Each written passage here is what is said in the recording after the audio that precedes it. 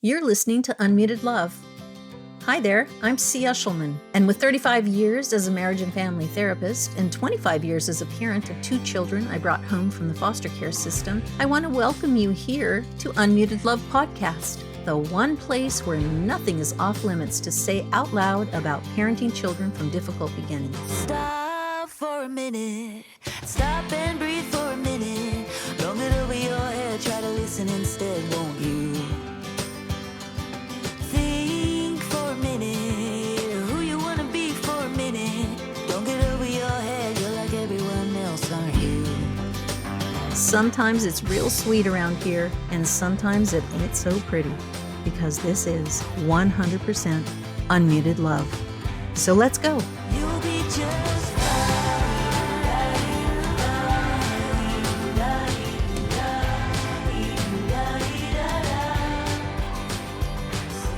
I'm here today with Laura Stillmunkus, who is a longtime colleague and friend and consumer of services at the Attach Place. And I'm so delighted to be here with her today and to help you get to know her and help you understand from a perspective that is lived experience, right? Of raising 3 children, 2 of which were adopted from the foster care system, who happen to be African American, and she has a biological son, and he's Caucasian. So these are unique experiences, they're lived experiences, and I wanted you to have a real understanding. And if you happen to be like Laura or be like me, when we went into adoption, we had no idea really what to say. And so both of us said, yeah, I'll take any race, any gender, any issue, whatever, bring it. And then I got 2 white children, and I'm white, and Laura got offered. I mean, you kind of get offered children, and she got offered, her 2 beautiful African-American children, said yes, of course, which I would have too. But I would have been really going in blind and really ignorant of what the situation might be. I might have some knowledge, but nothing like lived experience. So thank you, Laura, for joining me here today. You're such a gift to me, and you have always been, and you're a gift to the community.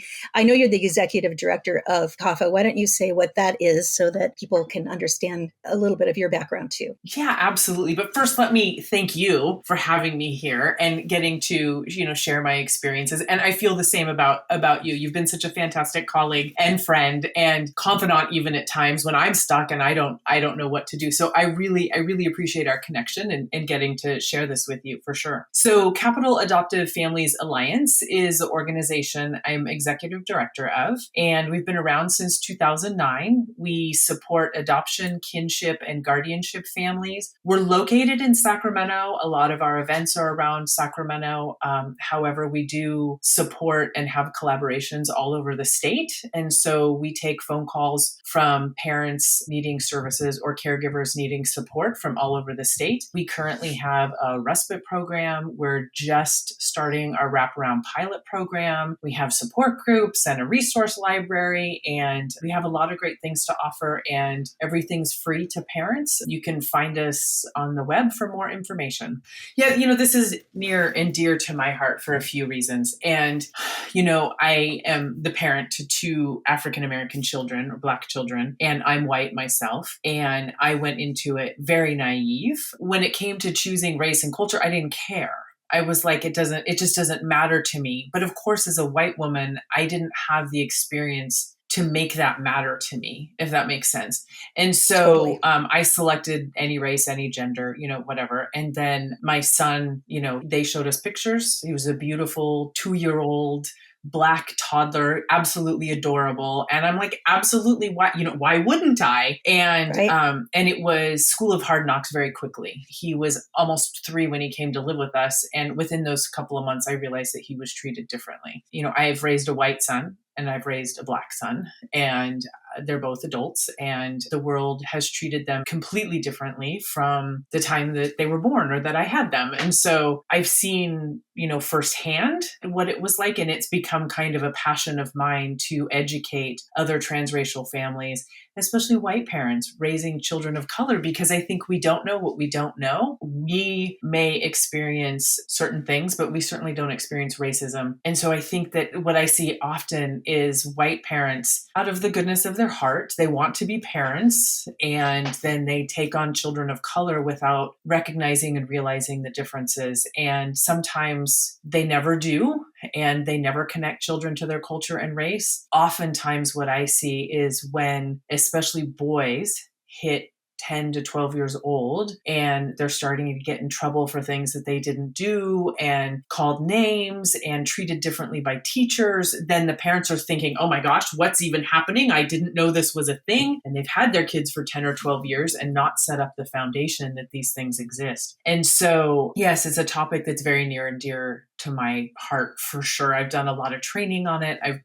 hired consultants to come in and work with the community to really try to help parents understand that when you're raising a child of a different culture or race, there are things that have to be factored in and considered. We have to learn about things that make us really uncomfortable, that feel bad, that we don't want to believe exist, but they absolutely do. And it's going to negatively impact our children. Yeah. So what did you make of how you were experiencing the differences right off? I mean, how did you deal with it? Let's just start there. Like, just as a parent, kind of walking in blind, seeing these differences, which is irksome to start with, right? How did you go about dealing with it? Yeah, that's a good question. I'll never forget the first experience. My son was not quite 3, and I was pushing him in a stroller around the park. We would go for frequent walks around the park, and I was pushing him in a stroller around the park, and a couple of older white women, 2 older white women, saw a stroller and thought, "Ooh, baby." And so they came walking right up and looked at the stroller, and they stepped back in shock. And the look on their face was not positive. And like, oh gosh, it was not what they were expecting to see. And I remember thinking,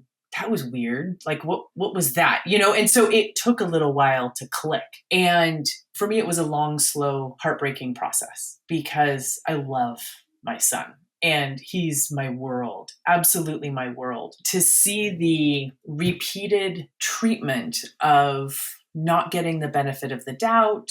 I think by the time he was 7 or 8 years old, people would keep an eye on him when we walked in a store. Now, when he was 7 or 8, people frequently thought he was 10 or 11. He was tall, he was a big kid, and he was younger than his years anyway. And so for me, it was a slow, heartbreaking process to realize the world is not going to be kind to him. At least my world was not going to be as kind to him as it was to my white son, who was 15 years older than he is. It was a slow burn process where I couldn't figure out what was happening. Like, why did those women react that way? What happened? Why do I have white men trying to tell him what to do when we're in Costco and he's just walking with me, asking questions? Like, just these weird things were happening. And it didn't take too long for me to put it together. Oh, this is race. And that's when I started grabbing books, having conversations, talking to my Black friends, having very open, honest conversations about what do I do? Where do I go? How do I learn? How do I raise my son and eventually daughter, because I adopted again a few years later? How am I going to raise them responsibly in my white world that is not going to be nice to them?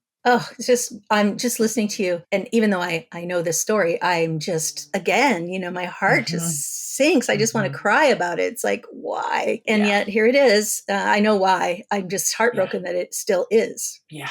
And I think that for us white parents that have not experienced racism, it's not that we've experienced hardships and we may be judged for our gender or our skin color, but it's not the same thing as racism, right? We're not oppressed as white people because we have white skin. It's not the same thing. But I think that we don't want to believe that it's as bad or as pervasive as it is because we haven't experienced it. And for transracial parents, for the first time, we're actually experiencing it through our hearts. We can have some understanding or try to maybe have some sympathy, but we can't really truly understand it until my little toddler heart walking around outside of my body is being treated poorly because of the color of his skin. That's when it really sinks in how real this is. And then, with the coming up of video and social media, and we see how pervasive it is, and you get to the murder of George Floyd and the numerous Black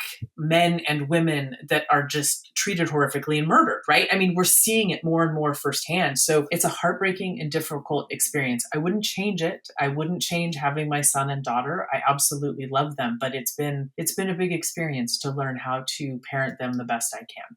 Well, that's a good segue into, okay, how did you prepare them for something you don't actually have firsthand except through them, and you haven't lived through, you don't have your own lived experience of it except through them.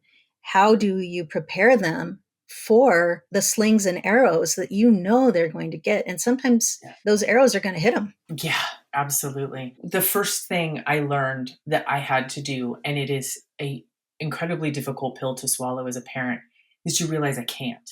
As parents, we need to be everything for our children. I mean, we feel like we need to be, right? You birth a child that looks like you and is naturally part of your community. You are that child's world, right? You quote unquote shape and mold them, and we give them our experiences, and we teach them how to eat and talk and hold a fork and use a washcloth, or, the various things that we naturally do in our culture. When raising children from a different race or culture, I had to learn I can't be that all for them. Like, I needed help from community and people, and I had to dig deep within myself to accept I can't do it all. I can't raise these two kids the way I raised my white son who naturally fit into my world. And I think once I was able to come to that, and I had to work on that for a long time, years. It took me to really grasp that, right?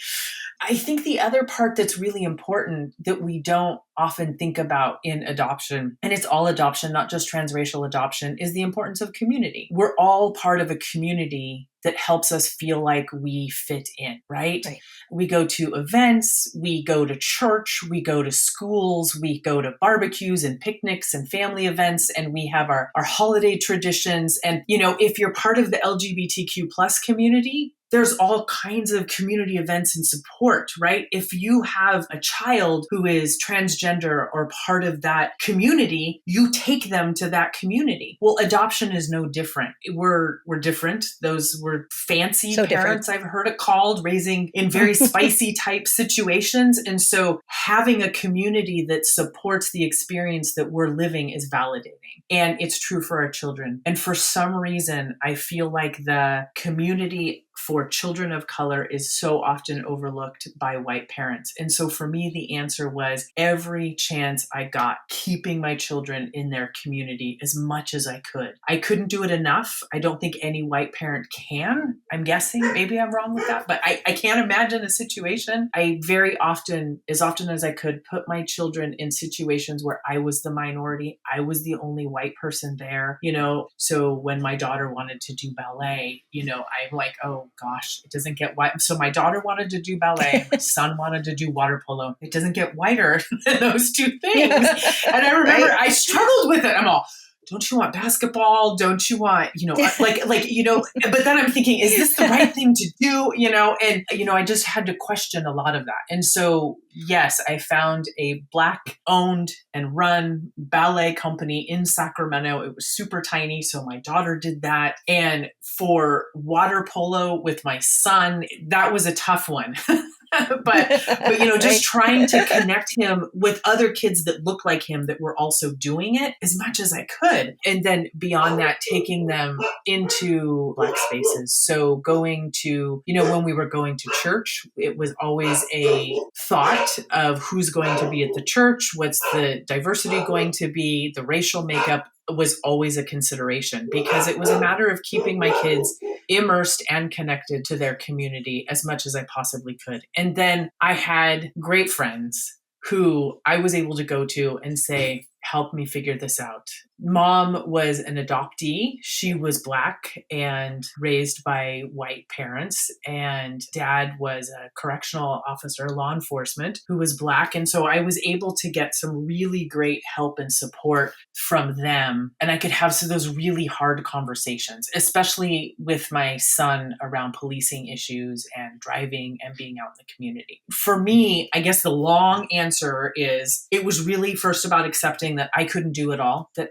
I needed help and that I was not going to be able to responsibly raise my children, which was tough. And then really connecting them to their community as much as I possibly could. And it's still hard. It wasn't enough. I don't think it can ever be enough. I think our kids are always going to have to kind of go through some challenges and questions and identity formation around being a different race than their parents. Right. And that's double fold, right? Because they also have to deal with the identity issues of being adopted. Absolutely. Right. So it's like, boom, two things that are pretty intense. Yeah, for sure. And, I think that's where the community comes in. And I think, I don't want to plug my organization too much, but one of the things that have found, one of the things that we have found when we have started, when we really started growing and surveying our parents is that it's the community that the parents found the most helpful. Like we were going to provide respite and support groups and free books. And, we were doing all of this stuff thinking, look how much we're helping. It wasn't. I mean, it was helpful. It was great. Don't get me wrong. But what the parents kept coming back to is I finally feel like I belong and I finally feel like I'm not judged.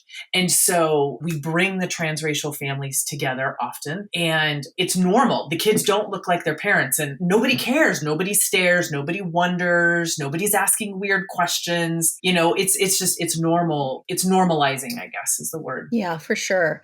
Yeah. So I can't say enough good things about your organization because of that very thing. I mean, I found that too, as the owner of the Attached place here in Sacramento. I mean, I started that for the same reason, right? Yes. Bring people together around adoption. Even now, my online Love Matters parenting program, people come for, I think, the material, but they stay for the community. They stay for this belonging that they have. And it's so important. So I can totally see why CAF is so great because you combine both of them, right? Adoption and the race differences. And I think that's so vital. So I'm going to ask you a hard question. Sure. I have some experiences as a therapist with families that are multiracial, right? So lots of different groups kind of coming together all in one family. And what I find is that there's quite a bit of internalized racism, prejudice, that comes up in the parent about their own children. Not because they don't love them, but they don't know what to do when they have it. And then they start parenting out of this place of stereotypes, right? I don't want my children to be that stereotype that I've culturally come to know. Can you speak to that at all? Oh my gosh, yes. I've worked closely with a fantastic consultant that has helped my whole organization undergo training and a greater understanding around bias, racism, how we work as an organization. Foster care and adoption is based on an inherently racist system. I mean, racism is so prevalent in adoption and foster care. I mean, just the fact that there's so many white people raising children of color shows the racism in the system, right? And we are part of that system. We are raised in that system. We are raised with the privilege of being white. We are raised with the privilege of not having to understand that racism exists and is as pervasive as it is. And bias comes from that. Looking at a young man walking down the street sagging their pants. I mean, how frequent is it for white people to be like, why can't they just pull their pants up, Instead of respecting, understanding, and embracing the culture and respecting that it's different and just letting it be that. But there's a lot of internal work that has to go on in order to accept that we're all biased. Everybody carries bias. It doesn't matter your race, gender, culture, age, whatever. We're all biased. It's the way our brains work.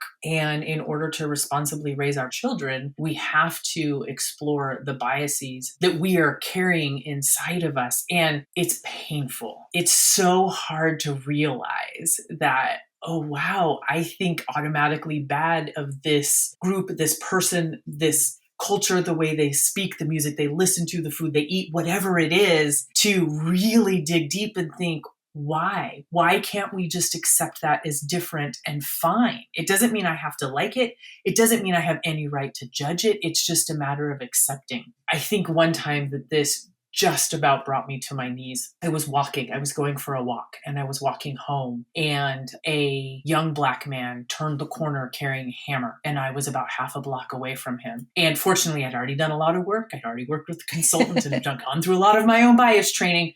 So my thought was, wow, I wonder what people would think of that young man if they saw him walking up the street. And I got 3 steps closer and realized it was my son. Oh. And I went, oh, no. I mean, literally almost dropped me, right? Thinking, wow, that's it. Right? That's it. I had done enough of my own work to not be afraid, or not, like, the fear never crossed my mind. It was just somebody walking with a hammer, and there was no judgment or fear there. But I was processing the bias if I was someone else. And the fact that it was my son, I still get goosebumps talking about it. Like, it was such a deep experience for me. So Yeah. I think that in order to be a responsible parent, if you are choosing a parent that is a different race or culture than your own, you have a responsibility to look deep inside of yourself. You're going to have work to do. You have to do the work. You have to dig in and do the work. There's books, there's therapists, there's programs, online programs. The Harvard bias test is always a very interesting one. I don't know if you all have heard of that, but you can go test your bias on just about anything. I did it, came back neutral on race. I'd already done a whole lot of my own work. I came back neutral on race, but biased against women, which was very shocking for me. So it's very eye-opening if you want to test your own bias, because then I had to do some work about, wait a minute, what's that about? But yeah, I just think in order to be, if you're going to take on a kiddo that's not the same race and culture as yours, you just have to do it. You've got to find a way to dig in, and it's painful and it's difficult, but you're a better person for it on the other end. Okay, so I hear what you're saying, and I agree, 100% agree with you. What if you don't? What if you don't? If you don't do the work? What's the result? What do you think is the possible or probable outcome? I think that bias creates walls. And so if I hold a bias against the way somebody walking down the street dresses, say, or a bias against the way somebody is talking to me, the vernacular that they use. If I hold a bias against that, it's going to put up a wall, and it's going to create a distance, at least, if not judgment, right? Or oppression at worst. So if you don't work on your own biases, you are putting up a wall against your child. And as parents, that's not what we're supposed to do, right? We're supposed to be open and available to them. Our whole hearts need to be open and available to them. Mm-hmm. And if we look at our child who wants to embrace their culture and is dressing different or using different slang or listening to different music, and that becomes a reason to push them away, that affects attachment and bonding, which we know in adoption especially is critical. And you're missing an opportunity, right? By dealing with my own bias and looking into my own bias, which is going to be a lifelong experience for me. I'm able to have open and honest conversations with my two children. And it also allows me to drop the walls and say, that's interesting music. Show me. I want to learn. What is it that you like about this? And I tell you, I listen to music I didn't think I'd ever listen to alone in my car. Megan Thee Stallion, absolutely, right? Like, because my daughter has introduced me to culture that I didn't understand. And if I had kept my bias up or tried to not accept that part of my children's culture, I'm not accepting a part of them. And I think the result can be really serious identity issues as the kids grow up, and a separation between parents and child, and an issue with bonding. I hear stories and I see stories often of kids hitting teenage years, and they're supposed to pull away from parents anyway, like it's natural brain development hormone time, right? But I see children that have had that cultural racial separation from their parents go seek it out in ways that are not always necessarily good, right? So running away, connecting to people that may not have the children's best interest at heart, taking advantage of children in need, and recognizing that they're seeking something and looking for something. So I think it's detrimental on a number of ways. And as a parent, I love understanding parts of my children that aren't mine. It's great. Yeah. So, we often talk about, in parenting children from difficult beginnings, we often talk about PACE, if you recall, right? Playful, accepting, curious, and empathic. And to me, that's applied to everything that we deal with, everything that we're confronted with, but it really applies here, right? I don't know about the playful part, but of course, playful is always good with children. But the acceptance, curiosity, like, who wouldn't be curious, like what their kids are listening to, and why not? Right. Just be curious and listen to it too, and find out, and know about it. So I feel the same about things like video games and things like that. It's like, well, go play, see what's really about, go into Discord, see what that's about. It's kind of all the same, right?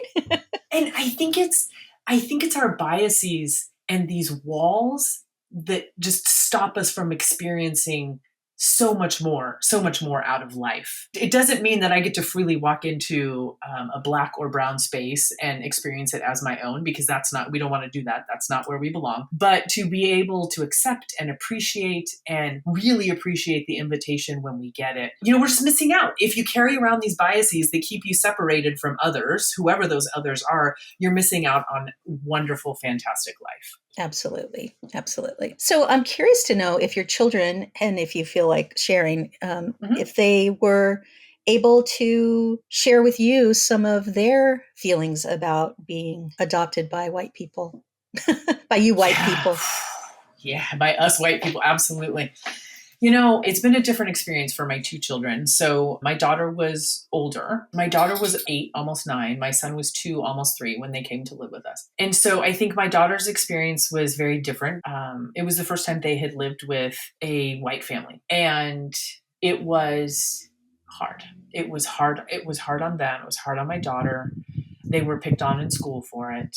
I can remember stories of them taking, I would pack a lunch and their black friends would give my daughter a hard time because a white person had made their lunch, and how painful that must have been for my daughter to be rejected by their own race and culture that they had grown up with.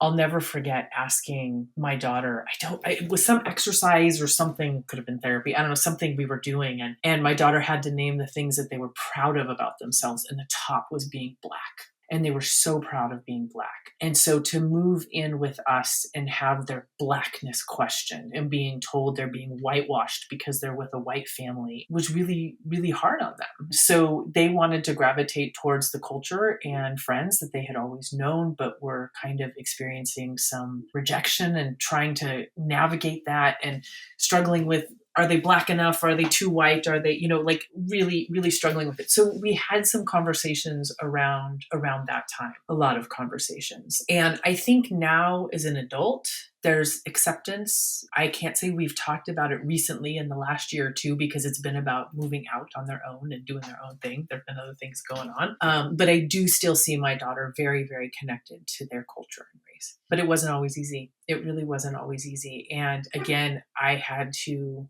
dig deep in a very different way, because raising a black daughter is very different than raising a black son. And the expectations and the intersectionality of being black and female is a whole other level, right? So there was a lot for me to learn there too.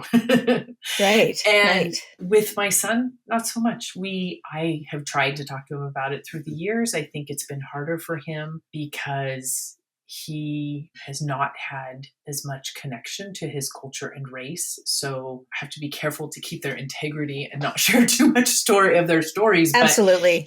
Absolutely. But my daughter has had a lot of connection to birth family, a lot of great connection to birth family, and my son has not. And so I think that makes a big difference too, and is very validating and reassuring, and helps with identity. So I think it's been a little bit harder for my son in some ways. I think my white umbrella shaded him for longer. And so I think it's a little bit harder for him to recognize, where with my daughter, they were not shaded by a white umbrella. So they didn't get that experience. But yeah, I think it's been it has made things more difficult for both of my kids for different reasons.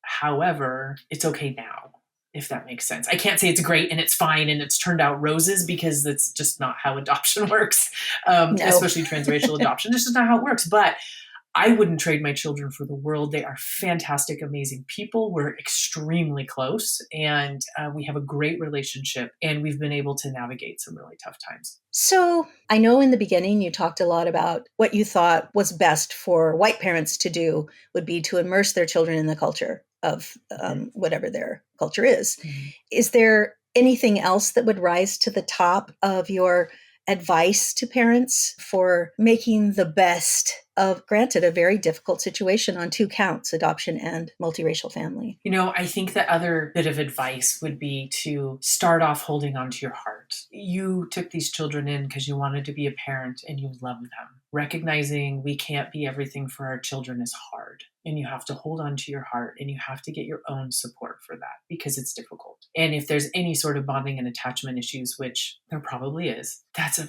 really tough, painful bit to love your child, to want to be everything for them, to be dealing with bonding and attachment issues, and then have this layer of, I can't be the Black mom my children need, right? I'm not, and I'm never going to be. So I have to find that.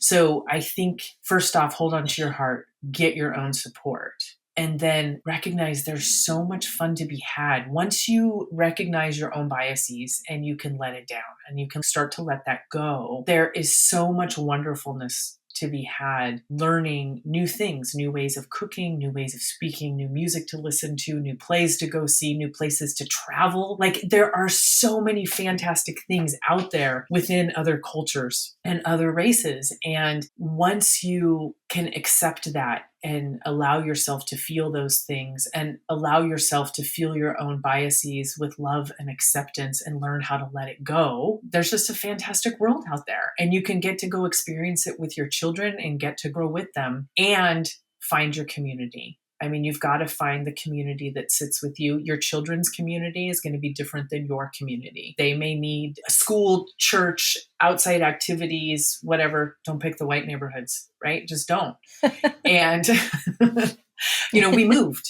We were living in West Sacramento and moved to a more diverse area just so my children would see people that look like them every single day. And so I think it's just something to take into consideration, but it's really a beautiful experience. I wouldn't change any part of it. I'm so excited for what I've learned and where my children are. Laura, what a pleasure to get to talk to you on this podcast, right? I've talked to you off and on over the years, but Absolutely. I feel like I get to share you, and what a beautiful parent you are, person you are, and how you've grown, right, over the years into be such an advocate for your children and for other people's children, right? For parenting children who come from difficult places, as well as parenting children of color. It's a different thing, and it's important. It's so important.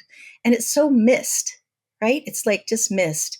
I really appreciate you sharing it here for us. And I feel like I could just keep talking, and we could probably do like a whole book. 2 more hours. Absolutely. Sure. So maybe sometime you'll come back and we'll pick a more specific topic and we'll just go deep. We'll go deeper if you want to do that. Anytime. Absolutely. Always a pleasure, C. I really, really appreciate you. And I appreciate you having me on here. Thank you. I'll see you on the outside somewhere. So thank you again, Laura, for joining me here on Unmuted Love. This is the place you come when you want to hear things that are hard to hear, but you need to know. Remember, your love matters when more than love is required. I'll see you next time.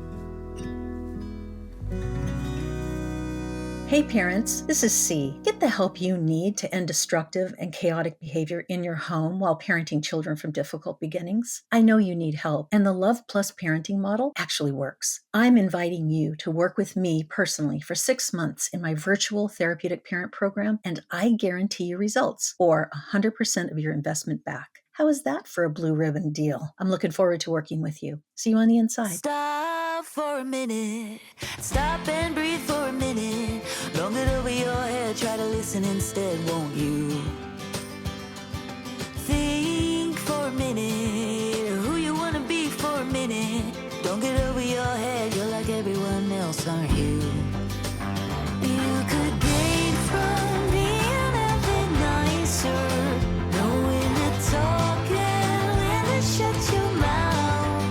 The Unmuted Love podcast is hosted by me, C. Eshelman, attachment and trauma specialist at the Attach Place in Sacramento, California. Our podcast producer is the amazing Saya Clark, and our theme song is Nicer by Houses on the Hill, licensed through Epidemic Sound. Thank you for being such loyal listeners here on Unmuted Love. I'll see you all next week. You'll be just fine.